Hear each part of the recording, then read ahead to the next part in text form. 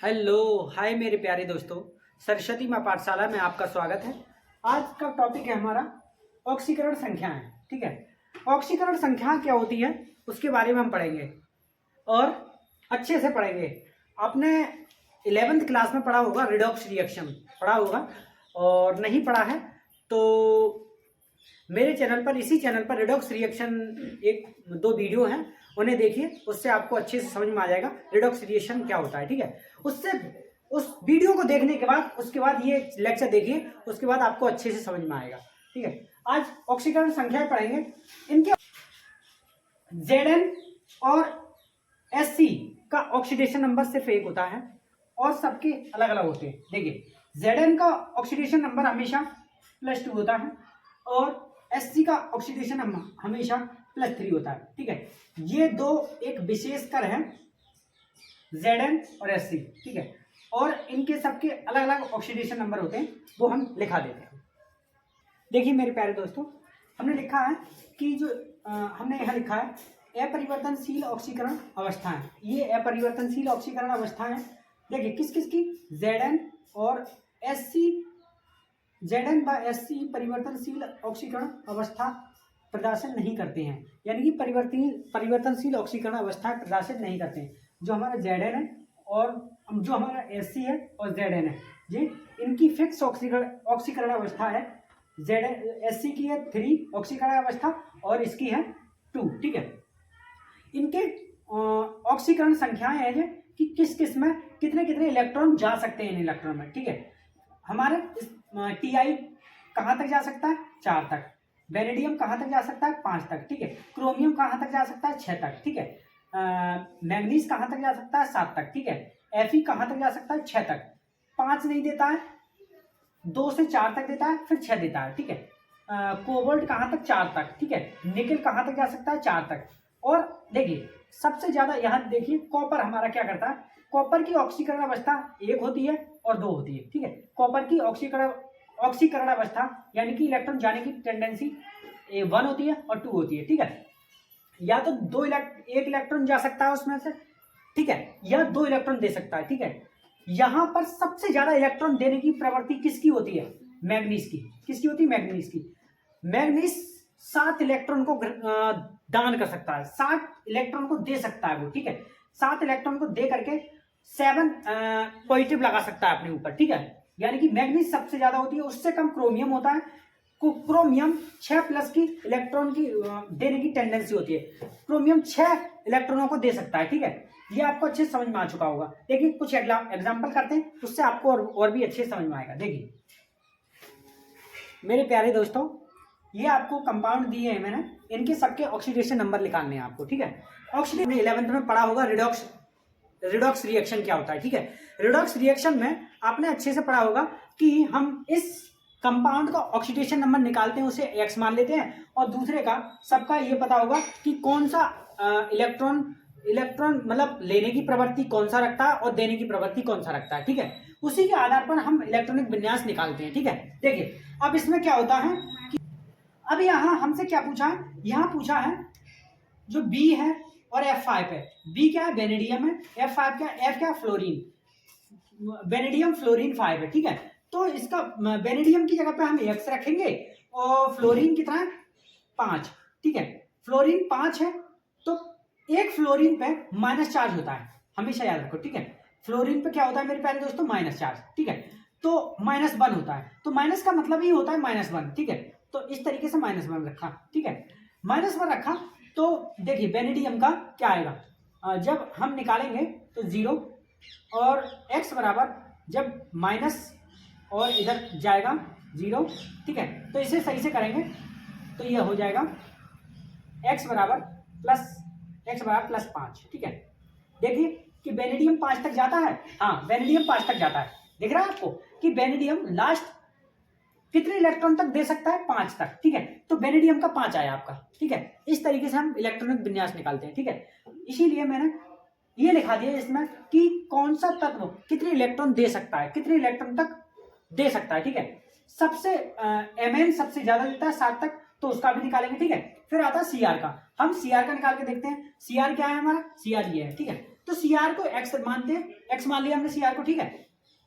फिर हम वही रखेंगे कि एफ माइनस होता है 1, ठीक है, और 6 एफ है तो इसलिए 1, और जब ये निकाल के देखेंगे तो इसका आएगा हमारा x बराबर प्लस के 6, ठीक है, प्लस के 6, x बराबर कितना है प्लस के 6, तो ये हमारा प्लस के 6, तो हमारा जो क्रोमियम है 6 तक जाता है, तो हमारा प्लस के 6 ऑक्सीडेशन नंबर क्या आया इसका क्रोमियम का प्लस के 6, ठीक है, आपको दिख रहा है ऑक्सीडेशन नंबर क्रोमियम का क्या है प्लस के 6, ठीक है। अब आते हैं एमएन पर। एमएन हमारा 7 तक जाता है, ठीक है, 7 इलेक्ट्रॉन को दे सकता है। एमएन कितने तक दे सकता है 7 इलेक्ट्रॉन को, ठीक है। देखिए अब मैं एक आपको बता दूं कि अब क्रोमियम का हमने 6 निकाला, ठीक है, क्रोमियम का यहाँ 7 आता तो वो गलत होता ऑक्सीडेशन नंबर, ठीक है, आप याद रखना कि क्रोमियम का 7 आता तो वो गलत होता, क्रोमियम का 5 आता तो ठीक होता, क्रोमियम का 4 आता तो ठीक होता, क्योंकि क्रोमियम 2 से 6 तक दे सकता है, 2 इलेक्ट्रॉन से 6 तक दे सकता है, ठीक है, उससे ज्यादा नहीं दे सकता। 6 से 7 आता तो नहीं होता सही, और 2 से 1 होता तो नहीं होता सही, ठीक है। इनमें से कोई सा इलेक्ट्रॉनिक विन्यास इनका आ रहा है, यानी कि इनका ऑक्सीडेशन नंबर आ रहा है, इनका ऑक्सीडेशन नंबर मतलब क्रोमियम का 2 से 6 तक कोई सा भी आ रहा है तो वो सही है, ठीक है। तो यहाँ क्रोमियम का कितना है x बराबर 6, ठीक है। अब एमएन का निकालते हैं, एमएन कितना दे सकता है 7 तक, ठीक है। तो इसमें देखते हैं एमएन कितना देगा, ठीक है, एमएन देखते हैं।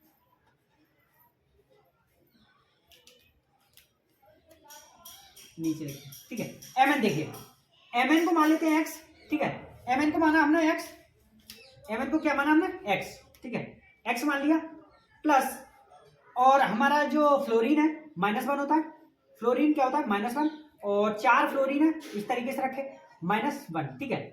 तो जो फ्लोरीन है हमारा बराबर 0, इसके बराबर 0 रखते हैं, ठीक है, और जब x का मान निकालेंगे इसके बाद x बराबर हमारा क्या आएगा, जब इसकी इससे गुणा होगी तो माइनस की आएगी, ठीक है, इधर जाएगा +4, ठीक है। तो जो हमारा एमएन है 4 आया प्लस का, ठीक है। तो एमएन कहां से कहां तक दे सकता है 2 से 7 तक, 2 से 7 तक दे सकता है, इसलिए 4 आया, तो ये भी एमएन का ठीक है, यानी कि एमएन का ठीक है बिल्कुल, ठीक है। फिर नीचे था एक और था, वो क्या था, वो था, तो हम इसको निकालेंगे तो इसका क्या होगा, Cr को x माना, ठीक है। अब देखिए 3 ऑक्सीजन है तो एक ऑक्सीजन पे माइनस के 2 चार्ज होता है, एक ऑक्सीजन 2 इलेक्ट्रॉनों को ले सकता है, एक ऑक्सीजन 2 इलेक्ट्रॉनों को ग्रहण कर सकता है, ठीक है। तो माइनस के 2 चार्ज होते हैं, x 0 बराबर 0, ठीक है। अब 3 दूनी 6 हो गया, माइनस के 6, ठीक है, बराबर 0, और x बराबर प्लस के 6, ठीक है। तो क्रोमियम इसमें क्या आया प्लस के 6, क्रोमियम इसमें भी प्लस के 6, ठीक है। एक बार क्रोमियम और निकाला था हमने, वो भी प्लस के 6, और इसमें भी क्रोमियम प्लस के 6, ठीक है। अब निकालेंगे K2Cr2O7, K2Cr2O7, ठीक है। तो इसका भी निकालेंगे, ठीक है। देखिए इसका क्या आता है, देखिए हम K2 का तो मानते ही हैं, K2 का जानते हैं आप कि K2 + 1 देता है, K2 + 1, K2 एक इलेक्ट्रॉन को ग्रहण कर सकता है, K2 क्या एक इलेक्ट्रॉन को ग्रहण कर सकता है, ठीक है। तो K2 का आएगा, K का आएगा 1, और 2 है K तो 2 आ जाएगा, ठीक है, 2 K हैं, 1 का 1 आएगा, 2 K है तो 2 आ जाएगा, ठीक है, प्लस x होगा, 2 क्रोमियम है, यहाँ कितने क्रोमियम है 2x, और हमारा प्लस यहाँ कितने 7 ऑक्सीजन, तो 7, ठीक है, और 7 माइनस के 2 होते हैं एक ऑक्सीजन पर, ठीक है, बराबर 0। तो ये कितना आएगा देखते हैं कि 2 + 2x और माइनस के 7 दूनी 14 बराबर 0, तो ये हो जाएगा 14 में से 14 में से 2 गए तो कितने बचे 14 में से 2 गए 12 बचे बराबर 0, ठीक है। और यहां आया हमारा x बराबर 12/2, ठीक है। हम इसे काट लेंगे तो ये आया 6, यानी कि x का हमारा क्या आया क्रोमियम का 6, ठीक है। देखिए किसी तरीके से निकालिए, क्रोमियम का 6 से ज्यादा नहीं आना चाहिए, क्रोमियम का 6 से ज्यादा नहीं आना चाहिए, क्रोमियम का इसका 6 से ज्यादा नहीं आएगा, ठीक है। उसी तरीके से हम KMnO4 का निकालते हैं, ठीक है। KMnO4 का देख लीजिए आप, KMnO4 का निकालेंगे आप तो ठीक है, तो K का तो 1 होता है आप जानते ही हैं, ठीक है, हमने देख लिया था, ठीक है। Mn को x रखा, एक ऑक्सीजन पे -2 होता है, ठीक है, एक ऑक्सीजन पे -2 होता है, बराबर 0 रखा, ठीक है। जब ये हम गुणा मतलब करेंगे, मल्टीप्लाई करेंगे यहाँ, तो क्या होगा देखिए, +1 x, यहाँ 4 दूनी 8 माइनस के बराबर 0, यहाँ 1 गया तो x बराबर क्या आया 7 0, और यहाँ x बराबर आया प्लस के साथ, ठीक है। तो जो हमारा Mn है लास्ट ऑक्सीडेशन कितना दे सकता है, प्लस के साथ, ठीक है। तो प्लस के साथ आ गया, ठीक है। आपको अच्छे से समझ में आ चुका होगा, ठीक है, प्रत्येक का अच्छे से समझ में आ चुका है कि किस तरीके से हमने ऑक्सीडेशन नंबर निकाले, ठीक है। आपको अच्छे से समझ में आ चुका होगा, ठीक है। उतार लीजिए इसे या स्क्रीनशॉट ले लीजिए। जो आपको अभी ऑक्सीडेशन नंबर समझाए थे वो आपको समझ में आ चुके होंगे। आगे देखिए यह शून्य व ऋणात्मक ऑक्सीकरण अवस्था भी प्रदर्शित कर सकते हैं, ठीक है। हमारे जो डी ब्लॉक के तत्व हैं शून्य व मतलब माइनस में ऋणात्मक भी ऑक्सीकरण अवस्था प्रदर्शित कर सकते हैं। कौन कौन सी हैं देखिए एग्जांपल लेते हैं हम, NiCO है, ठीक है, ये कैपिटल में है दोनों, छोटा नहीं है, ठीक है। कोबाल्ट में समझना इसे, ठीक है। और देखिए इसका CO का हमेशा ऑक्सीडेशन नंबर 0 होता है, याद रखना, ठीक है। CO का क्या होता है 0, ठीक है। तो इसका क्या लगाएंगे, जब ये 0 हो गया, x बराबर हमारा क्या आया +0 बराबर 0, तो x बराबर 0। इसे हम ऑक्सीडेशन स्टेट भी बोल सकते हैं, OS, ठीक है। कोई OS बोले तो आप मतलब कंफ्यूज मत होना, ऑक्सीडेशन नंबर ऑक्सीडेशन स्टेट बात एक ही है, ठीक है। इसकी ऑक्सीडेशन स्टेट 0 होती है। अब ऋणात्मक कहाँ होती है वो देख लीजिए, ठीक है। देखिए एक कंपाउंड लेते हैं हम Mn, ठीक है। Mn के साथ यही CO है, ठीक है, यही वाला, ठीक है, यही वाला CO है और 4 के साथ है, ठीक है। पर Mn इसके साथ लग जाता है तो -1 होता है इसके ऊपर, ठीक है। इसके ऊपर क्या होता है -1, ठीक है। तो ये ऑक्सीडेशन स्टेट क्या देता है, ऑक्सीडेशन नंबर क्या देता है, देखिए x बराबर 0 और ये ऊपर -1, ठीक है। तो इसका ऑक्सीडेशन नंबर आएगा, ऑक्सीडेशन स्टेट आएगी -1, ठीक है। तो शून्य ऋणात्मक ऑक्सीकरण अवस्था भी प्रदर्शित कर सकते हैं, इस तरीके से कर सकते हैं, ठीक है। आपको अच्छे से समझ में आ चुका होगा। इसका ऑक्सीडेशन स्टेट -1, ठीक है, ठीक है, आपको अच्छे से समझ में आ चुका होगा। आगे देखिए मेरे प्यारे दोस्तों, देखिए यह ऑक्सीजन के साथ अधिकतम ऑक्सीकरण अवस्था प्रदर्शित कर सकते हैं, ठीक है। कौन कौन से तत्व हैं जो ऑक्सीजन के साथ अधिकतम ऑक्सीकरण अवस्था प्रदर्शित कर सकते हैं, देखिए एग्जांपल के तौर पर ले लेते हैं हम। देखिए हमारा OS ऑक्सीजन के साथ जब क्रिया मतलब जब ऑक्सीजन के साथ रहता है तो OS को मान लेते हैं, ये क्या ऑस्मियम, ये क्या कहलाता है ऑस्मियम, ठीक है, ऑस्मियम। ये ऑस्मियम कौन से मतलब उसमें आता है, ठीक है।